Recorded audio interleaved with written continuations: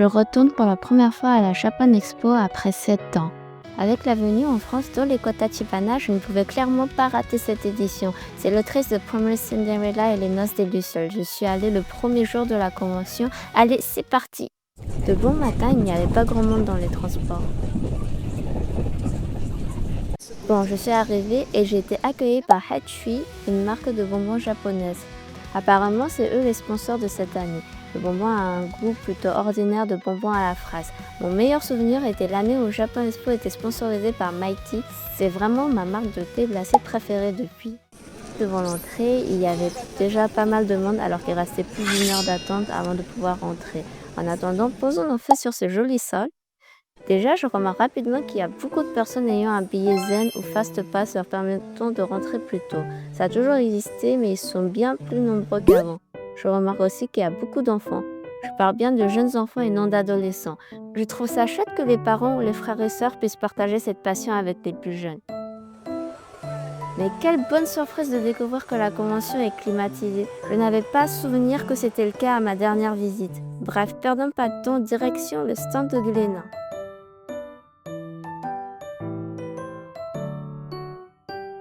Promised Cinderella et les Noces des Lucioles sécurisées, un to-do list et un floshiki étaient offerts avec. Il reste un peu de temps avant le tirage au sort pour espérer avoir une dédicace d'Oleko Tachibana, donc je me suis baladée un peu en attendant.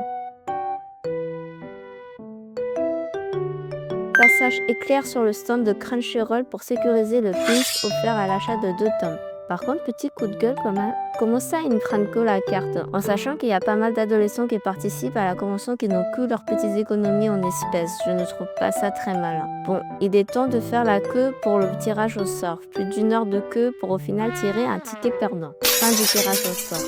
Détour sur l'espace Sakura, la scène dédiée aux arts traditionnels japonais.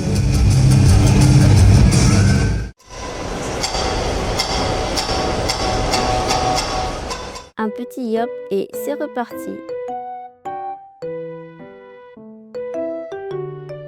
Passage sur le stand de Mangapus pour récupérer un sac et des autocollants. L'exposition de Junji Ito était plutôt réussie. J'ai vraiment beaucoup aimé la vidéo qui a été projetée racontant son parcours et son processus de création.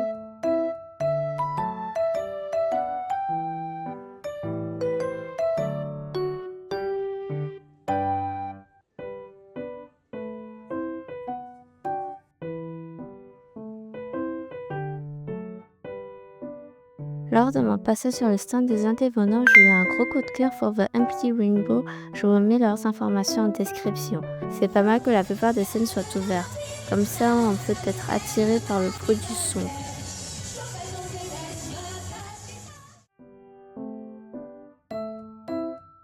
C'est la première fois que je me pose réellement sur la scène Kitsune destinée aux cosplayers. Et c'était vraiment génial. Les cosplayers étaient tous incroyables. Leur bonne humeur était vraiment contagieuse. Ça fait longtemps que je n'ai pas acheté un nouveau manga sans connaître la série. Mais de neige et d'encre m'intriguaient beaucoup, donc on verra bien. Alors que tout le monde commençait à rentrer, je m'enfonçais encore plus, ce qui m'a permis de passer près des artistes et invités japonais. Je rentre. Je vous fais un débrief rapide de ce que j'ai pensé de ma journée. Est-ce que Japan Expo a changé en 7 ans? Évidemment que oui. Ma dernière Japan Expo date de 2018, donc le premier constat évident qu'on peut faire est que les maisons d'édition prennent beaucoup plus de place qu'avant. Pas étonnant avec l'arrivée de tout un tas de nouvelles maisons d'édition. J'ai aussi été surprise par la place que la pop culture coréenne occupe durant l'événement entre la K-pop et les webtoons. Un peu déçue par les goodies présents sur les stands, je trouvais que c'était plus diversifié avant. Heureusement que les indépendants sont là. Je pense qu'il est possible de faire le tour de la Japan Expo en un jour, sauf si on veut vraiment profiter des activités de fond en couple sans se presser. Dans ce cas, mieux vaut aller sur plusieurs jours. En sachant que la programmation est différente chaque jour, la Japan Expo c'est aussi le moment où quelques annonces inédites sont faites et on peut aussi avoir la chance de voir des avant-premières. Quant à moi, est-ce que je retournerai à la Japan Expo? La réponse est non pour les mêmes raisons que quand j'ai arrêté d'y aller. Les prix des billets ont doublé. Avant, j'adorais avoir des goodies de mes mangas préférés pour l'achat d'un tome, mais ça ne m'intéresse plus. Je pense que la seule raison qui me fait retourner à Japan Expo est d'avoir une activité qui m'intéresse, comme pour cette fois-ci avec Oleko Tachibana. En vrai, quand on vient pour des dédicaces, l'air de rien, ça bloque quand même pas mal une partie de notre journée. Et c'est plutôt contraignant. J'ai dû zapper les stands d'animation parce qu'il y avait trop de monde. J'ai également manqué des conférences qui m'intéressaient. Mon moment préféré de la convention a clairement été la rencontre avec les cosplayers. C'est incroyable comment ils sont pleins d'ondes positives. Si vous vous ennuyez, n'hésitez pas à parler aux gens car après tout, la Japan Expo est avant tout un lieu de rassemblement de passionnés.